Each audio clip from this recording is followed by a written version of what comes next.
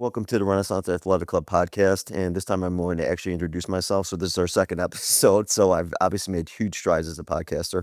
So I'm Todd Johnson. I am the sports performance director at the Renaissance Athletic Club, and I have an excellent guest for you today. Like I said, we want to bring in some of the best local experts and people that I really know have a lot to say and are on the cutting edge of their fields right now.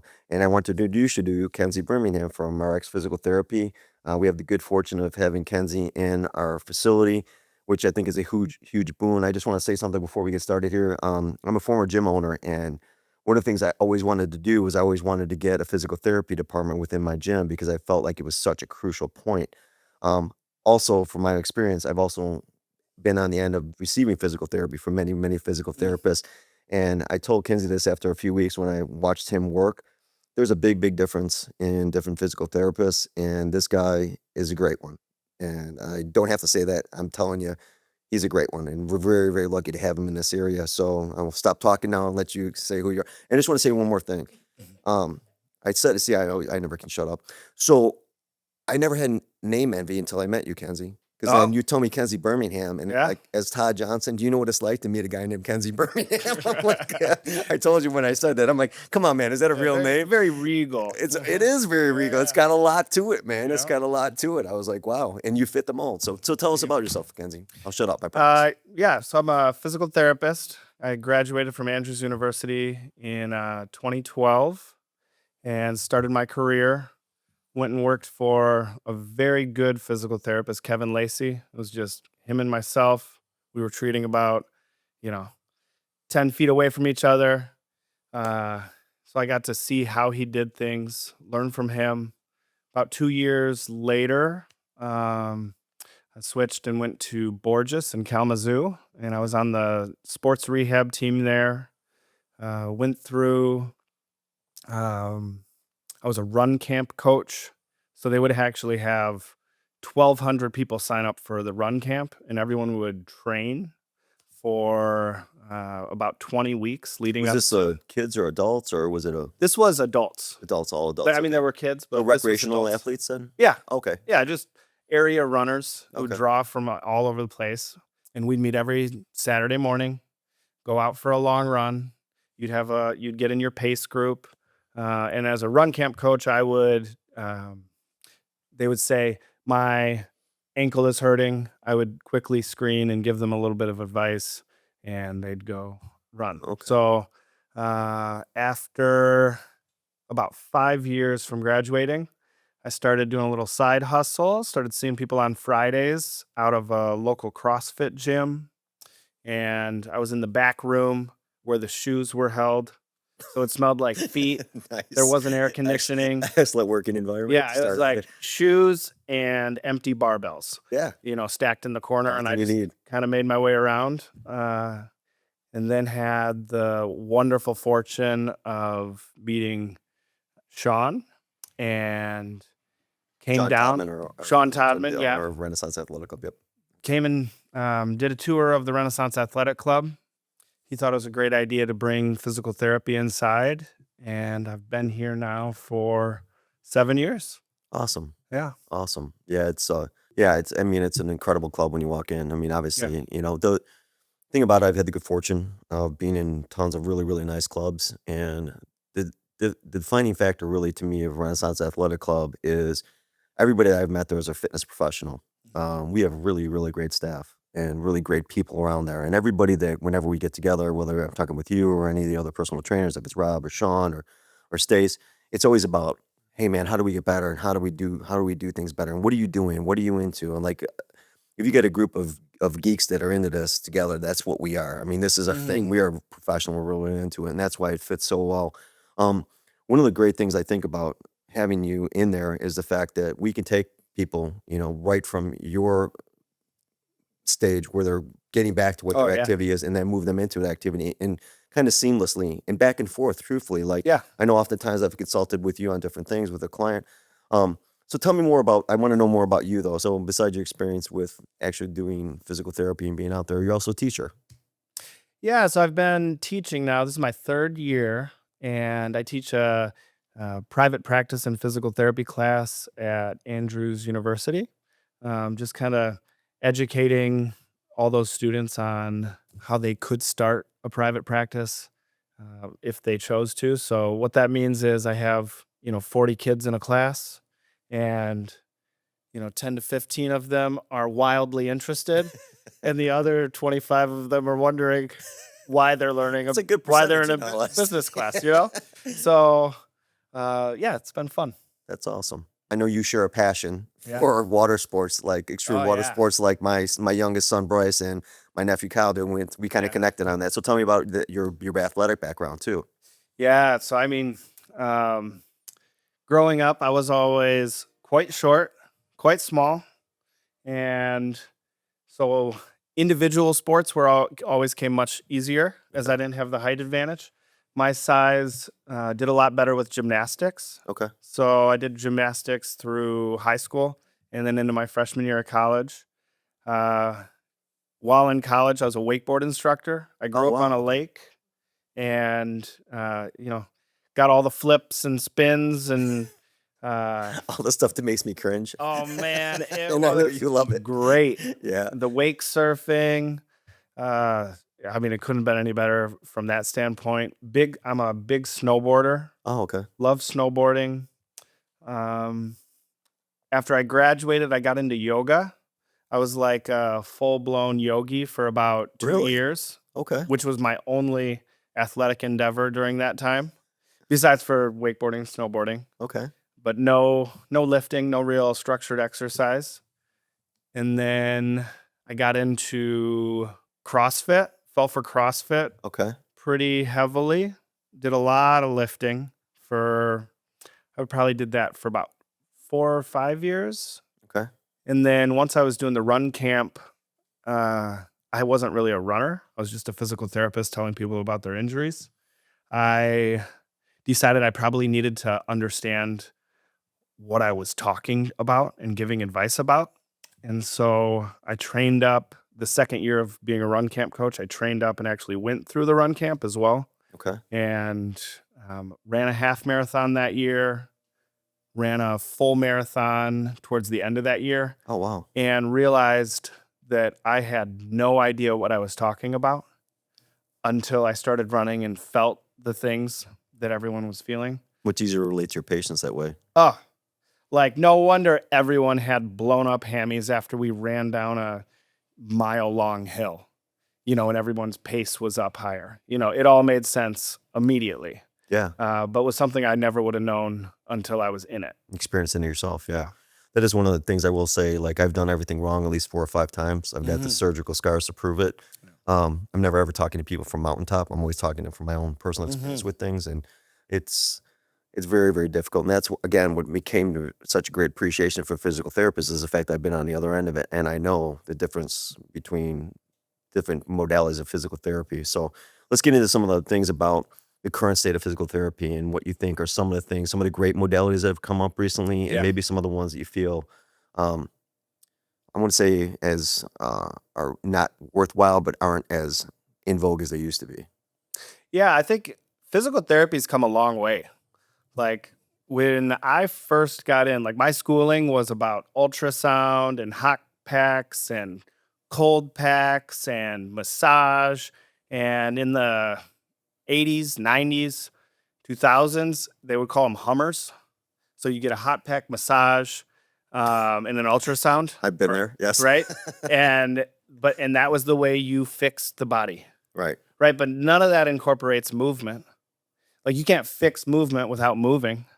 And so our field has tremendously progressed into the real world that you deal in it all the time, which is getting people stronger, faster, and more able, right? So we have modernized and come along with that movement. We aren't so pigeonholed into hot packs and ultrasound. The other thing that's really changed in my field is, I think back in 2014, we became a direct access profession. And so you used to have to get a doctor's referral to come and see me. Correct. Right? So if you had this little thing going on, you're not going to do that because it's just this little thing and it's going to go away unless it doesn't. Right. Whereas now you can just come straight up to our desk, book a session. You don't need a doctor's referral. We can do an evaluation. A lot of times, if you catch things early, you only need a session or two, give someone some information, and they're off to the races on their own. And I wanted you to stay on what you're doing, but I also, before I forget, I want to make this point. So explain to people what happens and what a compensatory movement pattern is if you let an injury linger too long, and give an idea of like when you say like, hey, you know what, I need to go get this looked at. Because I know guys particularly, not being gender biased, but guys particularly will ignore things until they get really bad. Why that's not always a great idea. Yeah, I mean, if you have a structure that is injured and inflamed and is off limits, the correct thing to do is to give it a little time, give it a little rest, let it heal, come back in. If everything's working well again, you're good, right? The body took care of itself. If you push through pain, which we all do at times, I'm definitely not innocent there. But if you push through pain and your body figures out a way to get around that movement, it changes how it performs something. Now you've got this whole structure that's going to weaken itself because it's no longer needed. And then everything's thrown off. So the number one predictor of injury, it's not if your knee goes in or if you're a little wobbly. The number one predictor is if you've had a previous injury. Everything skyrockets. Now you are at risk for a subsequent injury compared to the person who's never been injured, right? Elsewhere. You're going to injure yourself elsewhere. And that's the compensatory movement you're talking about. Yeah, that's one of the things I see most of all with people. And I used to think knee injuries were strictly, the structure of the knee. And then I started really looking and more researching, and most of the people that I saw or dealt with, very, very tight hips, very, very tight ankles.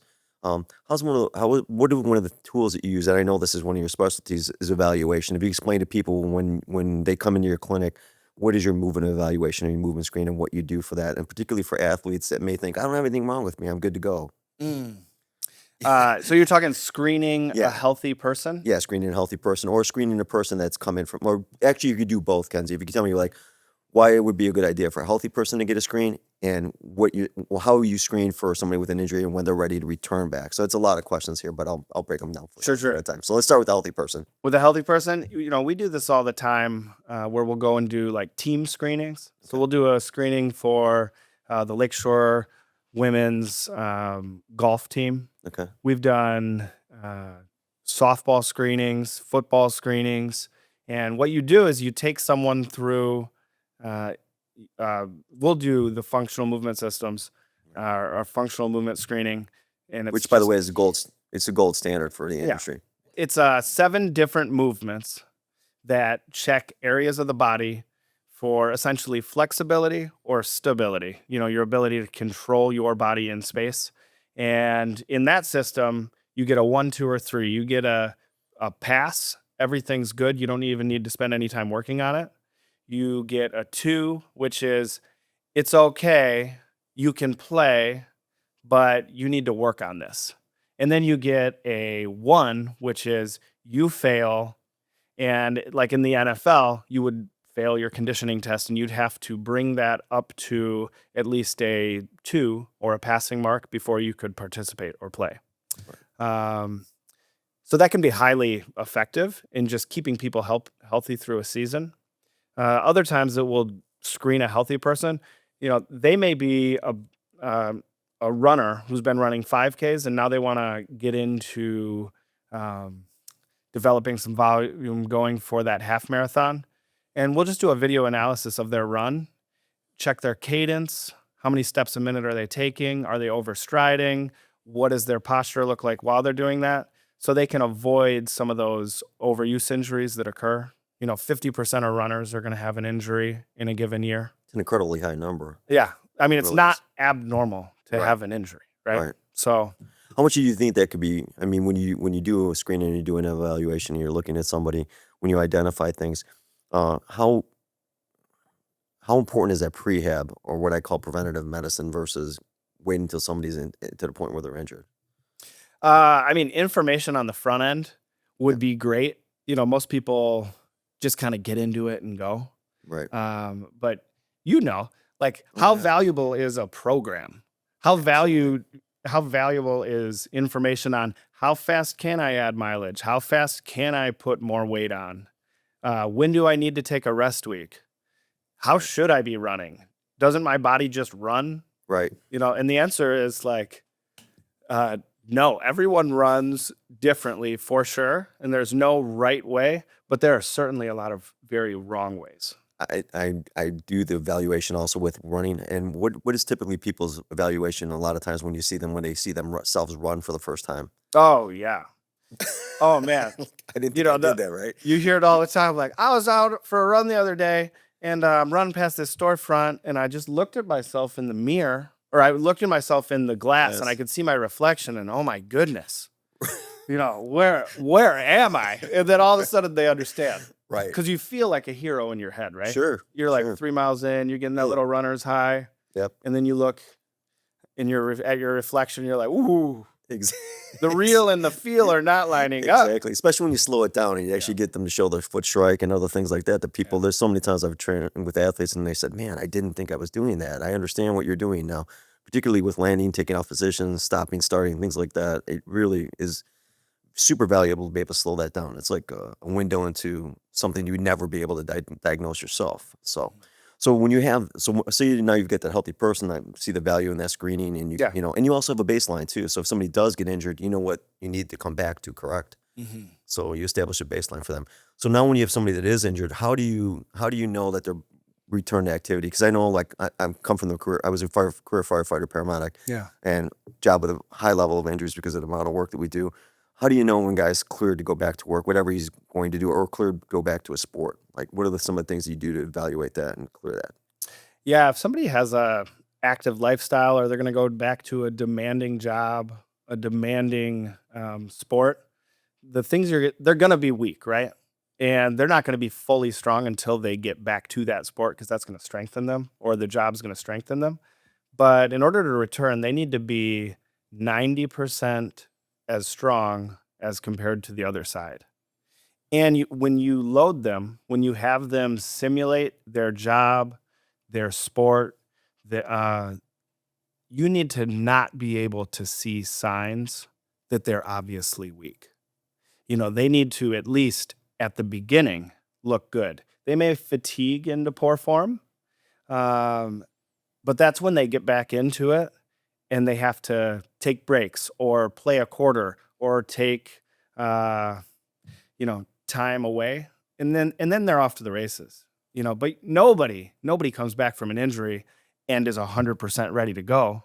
And that's why people could get back and it takes them a couple games or it might take them a season before they get their confidence back. And part of what's happening, it's not just in their head, it's that their body's catching back up again. And explain that a little bit too, because that's something I found out with my knee injury. Was was one of those people who try to push through all the time, and I got explained that your body has its own little protectional system that stops you from doing that. So, can you explain that a lot better than I could? Yeah, I mean, if we look at it simply from the knee, if somebody tears their ACL, they're going to get back into at the end. If they're going to get back to soccer, they need to be able to cut, change directions, jump, land. Well, if I take you out to the field at the Renaissance Athletic Club, which is a beautiful thing to have as a physical therapist, I never had that at any Field place is I worked. amazing, isn't it? It's Oh, incredible. So we'll go out there, we'll do a dynamic warm up. All of a sudden, they have to start doing cone drills. They have to start, if they're playing football, I may throw them as they run routes. Well, if they're not cutting off that foot, if they're always pivoting off of their right leg, whenever they change direction going either direction, they're not ready.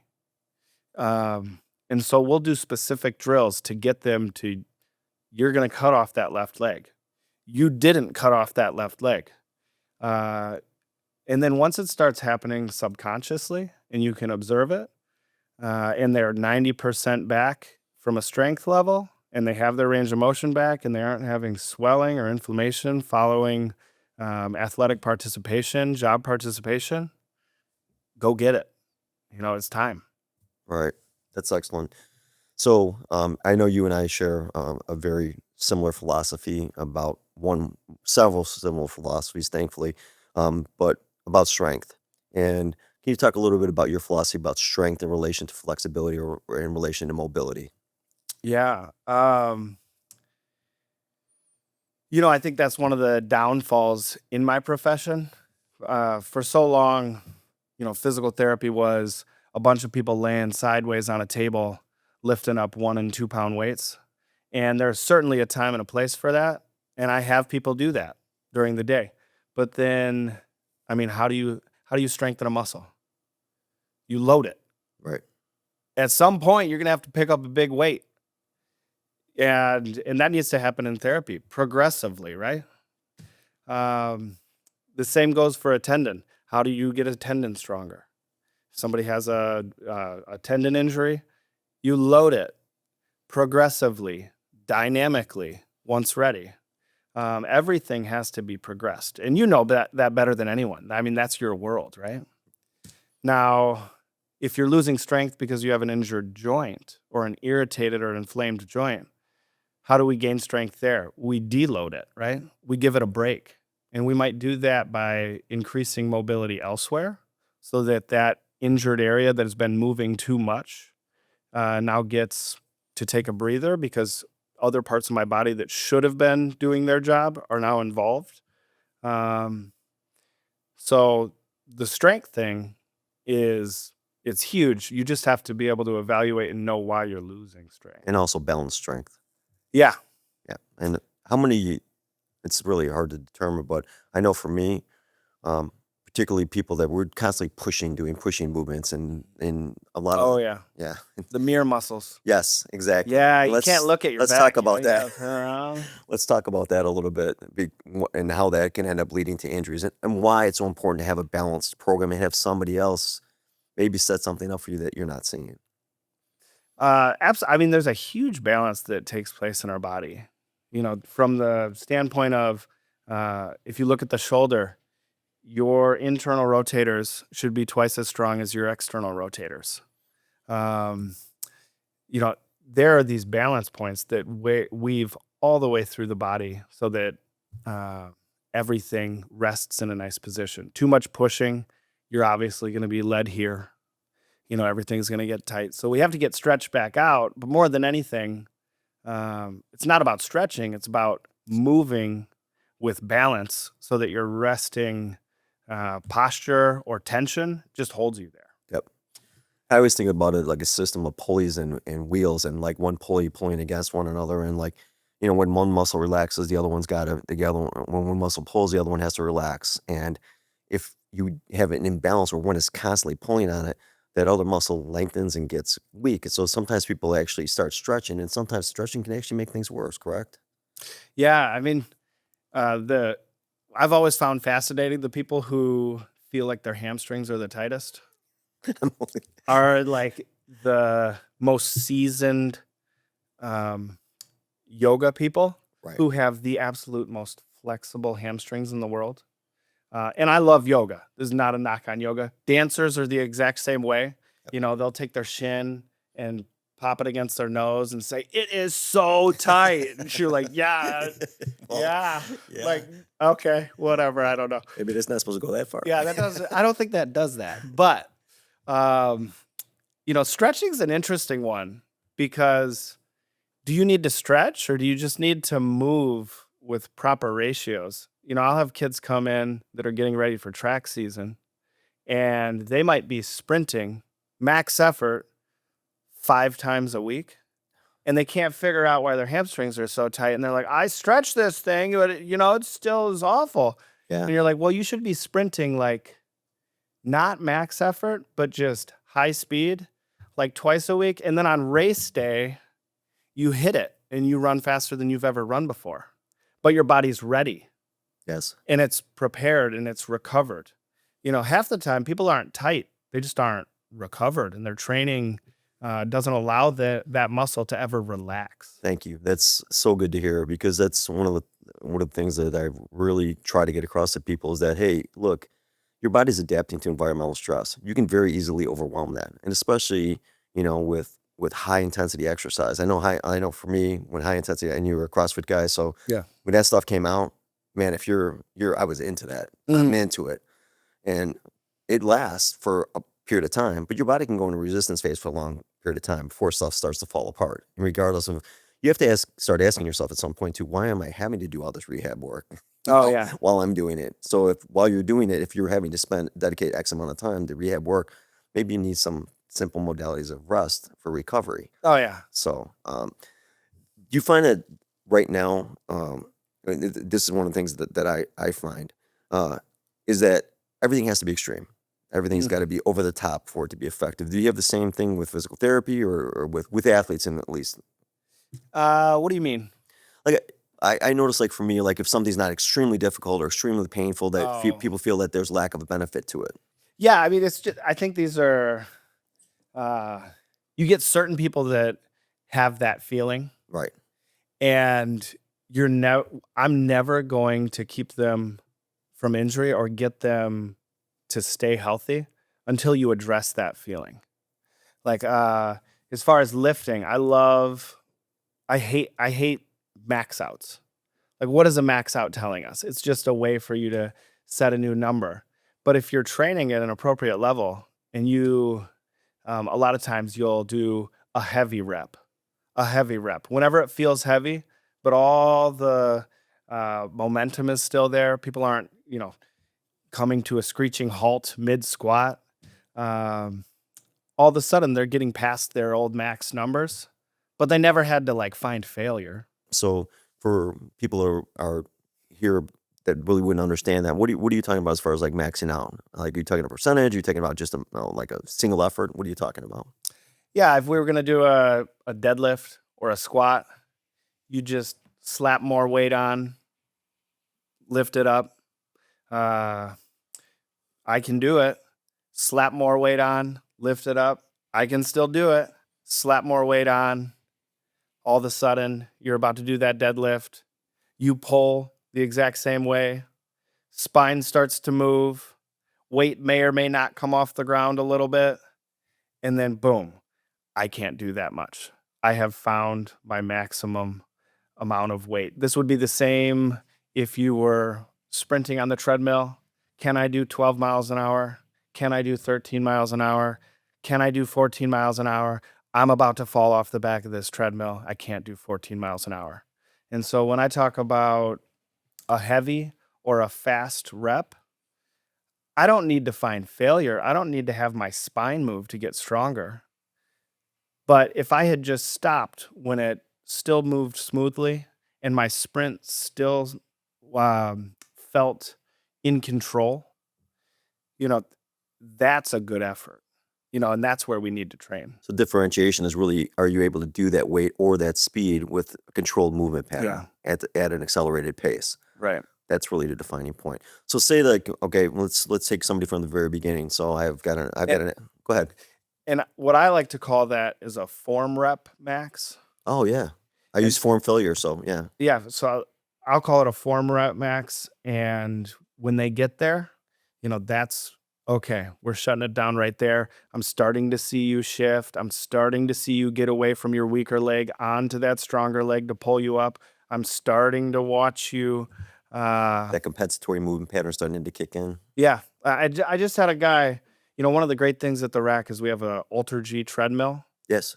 And I mean, when it was purchased, it was probably $60,000. You put on these like fancy pants. Yeah. You zip in, it fills up with air, it unweights you. And so I've got a guy who's rehabbing from a tendon injury, and we've finally gotten to the point where he can run. I've never had an Ultra G treadmill anywhere. It was stuff you dreamt of kind of thing. So we get him in there, and we're like, today's running day. So I put him in, we bring him down to 20% of his body weight. I watch him, he's moving just fine. How do you feel? I feel great. We bump him up. Now you're at 30%. We're giving him his body weight back. Now he's at 40%. Now he's at 50%. How do you feel? Still feel good. We get up to 55%.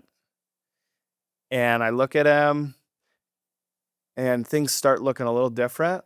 And he looks at me and he's like, I feel like I'm galloping. I don't know. It's like, but it doesn't hurt, but I feel like I'm galloping. Take him back down to 50%. He's like, yeah, that feels good. Everything looked good. Took a video, slowed him down. Knees are bending the same. Knees are straightening the same. Still has pop. And that's where he did his run workout at. So these form rep maxes where people move well, that's where we have to live. That's fantastic, and that piece of equipment is amazing, like, to It have the is. opportunity to do that, and not only to have the equipment, but again, what the differentiating factor is that you have somebody like you that can actually look at that and evaluate and know what they're looking at. That's a big, big thing, because somebody can have that piece of equipment doesn't mean that they understand what they're looking at, which is, again, kudos to you on that. So, let's take, a client, a fictitious client that we have that comes in, they start with me, they were out for ski weekend, they ended up hurting their lower back, and I say, "Kensey, here's what I got," because this is where I do. I bring you stuff. Yeah. I bring you stuff. I go, "Here, this is my guy. He's hurt. He's an active guy. What's he gonna get? Where are we gonna go with it? What's the first things that we're gonna do for him to get him back?" Yeah, first thing we're going to do is we're going to assess, how much pain is he in? Right. Is he sleeping? Because if he's not sleeping, he's not going to heal. Do we need to get him into a doctor? Are we afraid of something serious? Does he need imaging? If we don't think that's the case, then how do we draw down the pain? What structure in his low back is irritated and generating that pain? And how long is that going to take? If you have certain structures in the back, a ligament is going to heal differently than a disc is going to heal differently than a pulled muscle, right? They all have their own timelines. So figure out what it is. And then once we do that, we have a good idea of how long he's going to have to modify things and kind of watch out for things. If he's one of your clients and he's training with you, at that point, I want him to stay active. We don't shut down. Right. We can rest an area without stopping everything, right? If you hurt your leg, you can still come in and exercise your upper body. But how long do we need to protect that area? When does it start moving normally? When does it regain its strength? When has all his full flexibility come back? And then at that point, get back to it, right? Right. Yeah, and then we hand him back. Well, that's the beautiful of our thing about a relationship with yourself or any of the other trainers at our club is that we have that relationship where we talk back and forth and find out, and we don't shut everybody down. We actually get people moving. We get clearance on things. We even figure out what's going on instead of ignoring it or having to move somebody somewhere else. We have that connection right there every day. We meet daily on things and be able to talk, which I don't think people really realize the incredible value that is. Oh, yeah. When people get to physical therapy, they did not want to end up in physical therapy. It costs money.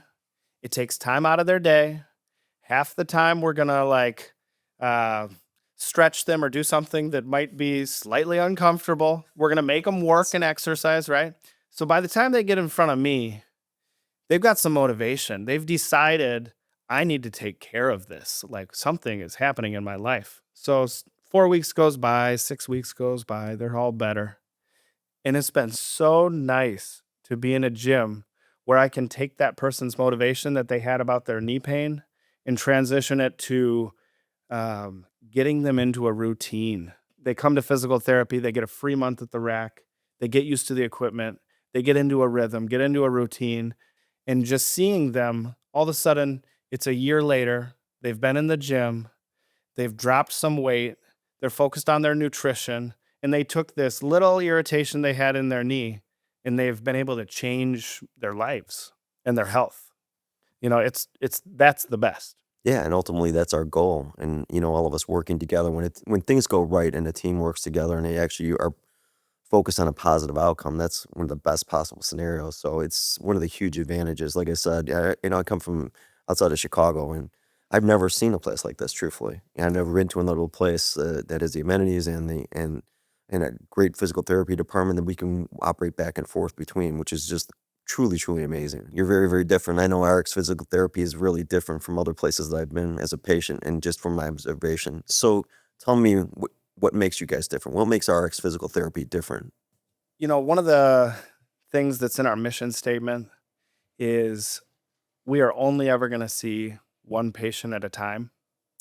the way that reimbursement rates from insurance companies have been going, they've been shrinking and shrinking and shrinking. So the way that physical therapy clinics have gotten by is if you can't make the money work, you just see 2 patients at a time or 3 patients at a time to max out that profit, right? And so you'll have these big physical therapy clinics, and that's how they'll operate. Very common. We are committed to spending 1 full hour, a physical therapist with a patient, and that's it. And we've just decided to be a very high quality physical therapy clinic and keep our numbers low. The other thing is we're always going to treat someone based on the movement they're trying to accomplish, the sport they're trying to get back to. There is no cookie cutter sheet of exercises to help you heal that injury because each person wants to do something vastly different. And likely your area of injury is just a symptom for a problem somewhere else in your body that truly needs a fix. And so we're determined not to treat the symptom area alone, but to fix the problem before you're gone with us. That's awesome.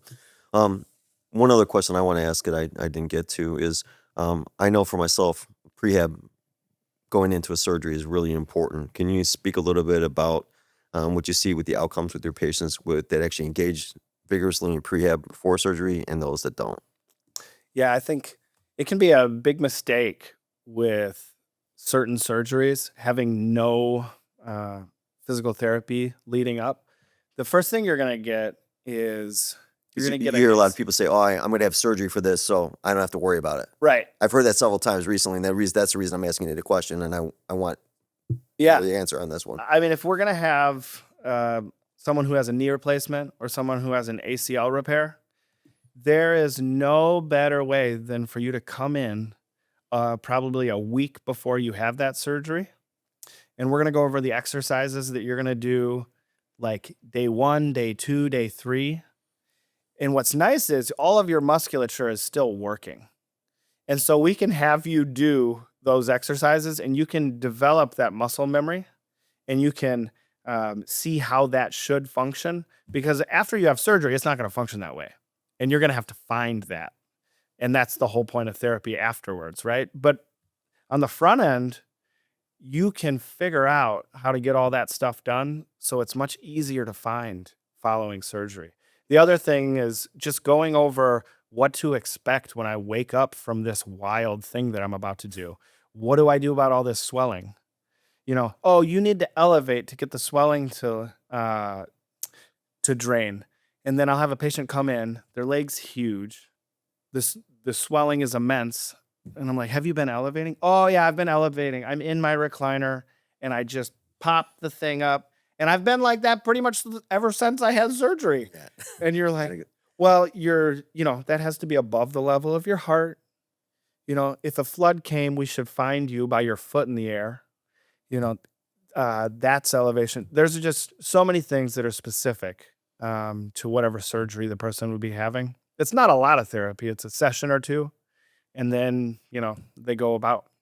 Yeah, but it can be a huge determining factor in the outcome on it, though, Oh. too, because the attitude of recovering from knee surgery. I had mine December 8th of prior year, and I know as many surgeries I've been through were very unexpected, the amount of pain that was involved, and I spent a lot of time prehabbing and I had good information, thankfully, for it, which made a huge, huge difference in the outcome. It's a lot to expect. So, Oh, yeah.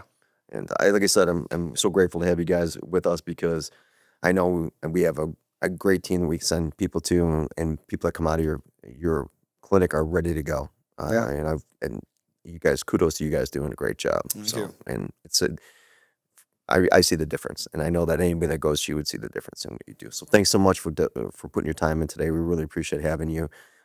We have all your information in here if anybody needs to contact you. Thank you. All right. And thanks a lot, Kensey. Thanks for coming in today. We appreciate it.